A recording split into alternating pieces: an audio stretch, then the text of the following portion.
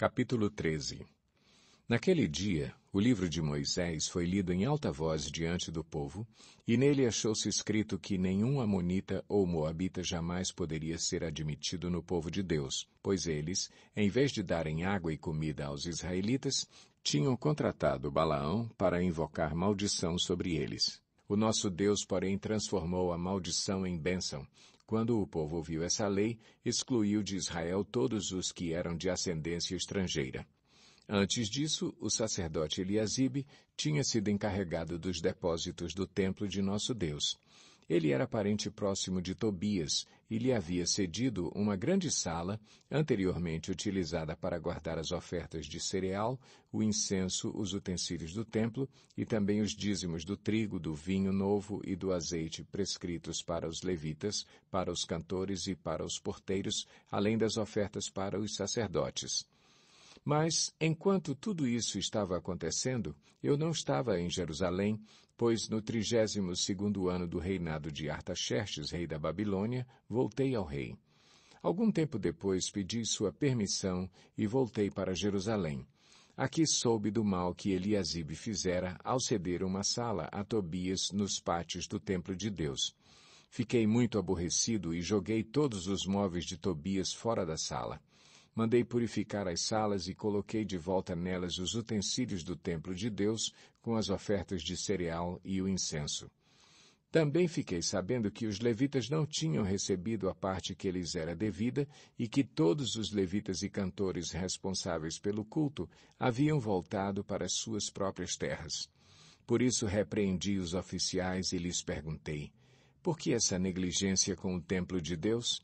Então convoquei os levitas e os cantores e os coloquei em seus postos. E todo o povo de Judá trouxe os dízimos do trigo, do vinho novo e do azeite aos depósitos. Coloquei o sacerdote Selemias, o escriba Zadoque e um levita chamado Pedaías como encarregados dos depósitos e fiz de Anã, filho de Zacur, neto de Matanias, assistente deles, porque esses homens eram de confiança. Eles ficaram responsáveis pela distribuição de suprimentos aos seus colegas. Lembra-te de mim por isso, meu Deus, e não te esqueças do que fiz com tanta fidelidade pelo templo de meu Deus e pelo seu culto. Naqueles dias vi que, em Judá, alguns trabalhavam nos tanques de prensar uvas no sábado e ajuntavam trigo e o carregavam em jumentos, transportando-o com vinho, uvas, figos e todo tipo de carga. Tudo isso era trazido para Jerusalém em pleno sábado. Então os adverti que não vendessem alimento nesse dia. Havia alguns da cidade de Tiro que moravam em Jerusalém e que, no sábado, traziam e vendiam peixes e toda espécie de mercadoria em Jerusalém para o povo de Judá. Diante disso, repreendi os nobres de Judá e lhes disse: como é que vocês podem fazer tão grande mal, profanando o dia de sábado?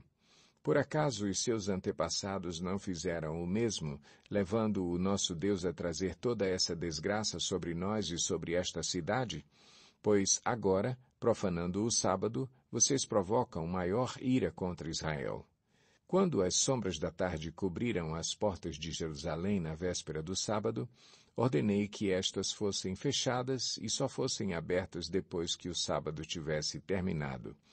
Coloquei alguns de meus homens de confiança junto às portas para que nenhum carregamento pudesse ser introduzido no dia de sábado. Uma ou duas vezes, os comerciantes e vendedores de todo tipo de mercadoria passaram a noite do lado de fora de Jerusalém. Mas eu os adverti, dizendo: por que vocês passam a noite junto ao muro? Se fizerem isso de novo, mandarei prendê-los. Depois disso não vieram mais no sábado. Então ordenei aos levitas que se purificassem e fossem vigiar as portas, a fim de que o dia de sábado fosse respeitado como sagrado. Lembra-te de mim também por isso, ó meu Deus, e tem misericórdia de mim conforme o teu grande amor. Além disso, naqueles dias vi alguns judeus que haviam se casado com mulheres de Asdod, de Amon e de Moabe. A metade dos seus filhos falava a língua de Asdod ou a língua de um dos outros povos e não sabiam falar a língua de Judá. Eu os repreendi e invoquei maldições sobre eles. Bati em alguns deles e arranquei os seus cabelos. Fiz com que jurassem em nome de Deus e lhes disse: não consintam mais em dar suas filhas em casamento aos filhos deles, nem haja casamento das filhas deles com seus filhos ou com vocês. Não foi por causa de casamentos como esses que Salomão, rei de Israel, pecou? Entre as muitas nações não havia rei algum como ele. Ele era amado por seu Deus, e Deus o fez rei sobre todo o Israel, mas até mesmo ele foi induzido ao pecado por mulheres estrangeiras. Como podemos tolerar o que ouvimos? Como podem vocês cometer essa terrível maldade e serem infiéis ao nosso Deus, casando-se com mulheres estrangeiras? Um dos filhos de Joiada, filho do sumo sacerdote Eliasibe, era genro de Sambalate, o horonita. Eu o expulsei para longe de mim. Não te esqueças deles, ó meu Deus, pois profanaram o ofício sacerdotal e a aliança do sacerdócio e dos levitas. Dessa forma purifiquei os sacerdotes e os levitas de tudo o que era estrangeiro, e lhes designei responsabilidades, cada um em seu próprio cargo.